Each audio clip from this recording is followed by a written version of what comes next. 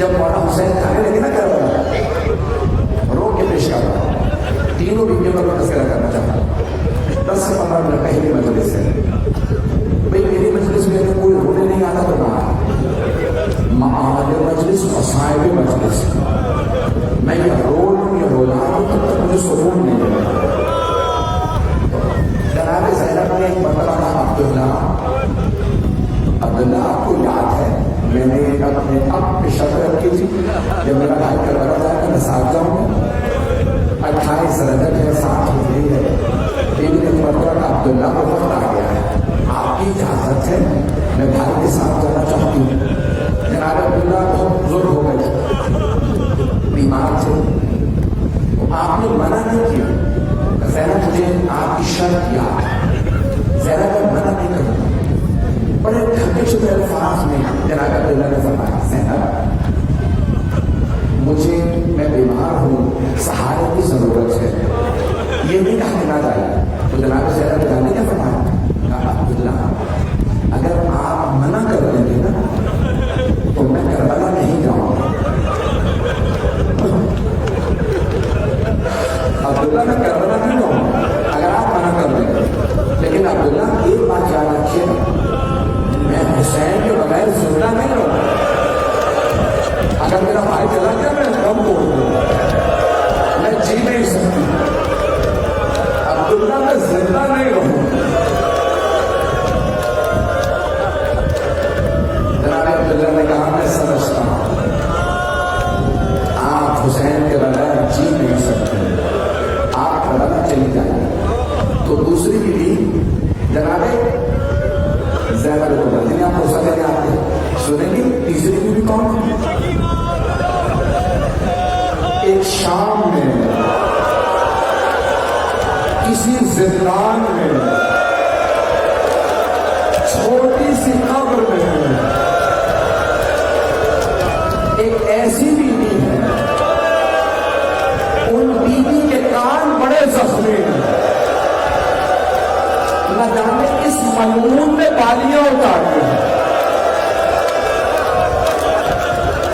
ابھی تو پہلی مجلس ہے، رو گئی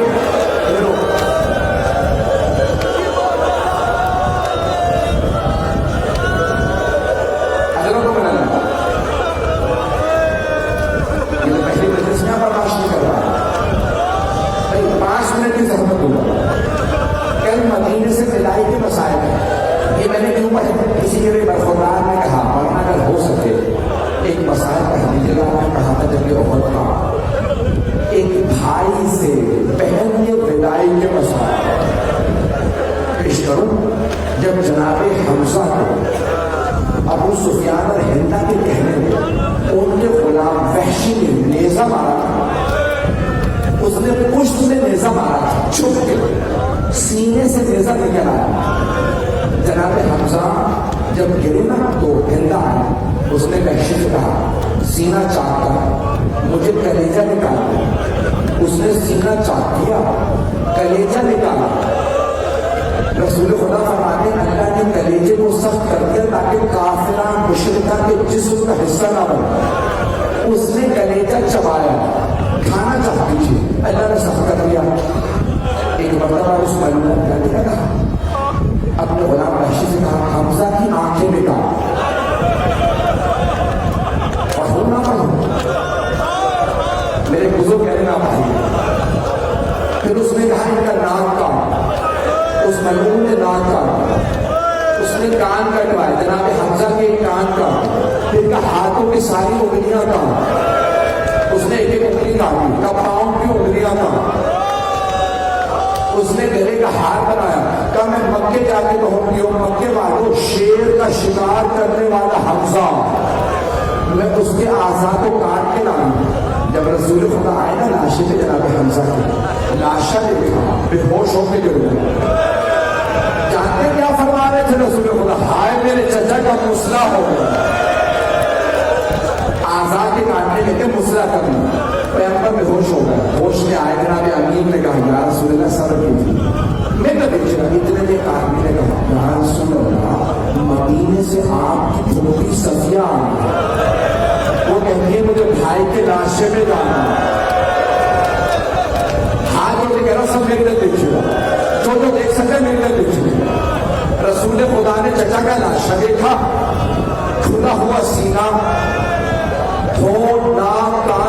ہوئے، انگلیاں کٹی ہوئی. یہ نہیں کہ ہاں میری پھوپھی کو بتا دو کیا حالت ہے. تو پھوپھی سے کہو میں نے منع کیا ہے، آپ اپنے بھائی کے لاشے پہ مت آئیے. جناب صفیہ کو پتا نہیں تھا کیوں منع کیا.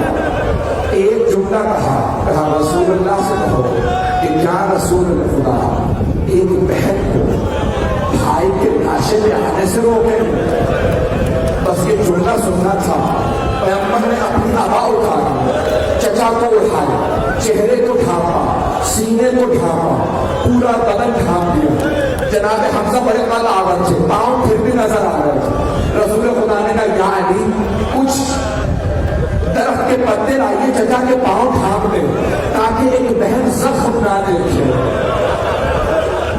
پسند کہا جاؤ میری پھوپھی کو بلا رہا. جناب صفیہ آگے بیٹھی، بھائی کے لاشے کے پاس بیٹھ کے رونے لگی. ہائے میرا شیر جیسا بھائی مارا گیا. بین کرتے کرتے جناب صفیہ نے چہرے سے ابا کو ہٹایا، بس چہرہ دیکھنا تھا. بلند آواز سے رو کے کہنے لگی ہائے میرا بھائی، میرے بھائی کا مسئلہ ہو گیا. بے ہوش ہو کے گر گئی. رسول خدا نے آواز دی یا علی پھوپھی کا بازو پکڑو. ایک بازو رسول خدا نے پکڑا، دوسرا بازو مولا علی نے جناب صفیہ کا. دو بھتیجوں نے بازو پکڑا، جناب صفیہ کو اٹھایا، چہرے پہ پانی ڈالا. دونوں بھتیجے جناب صفیہ کو مدینے واپس لے آیا. یہ تھا احد.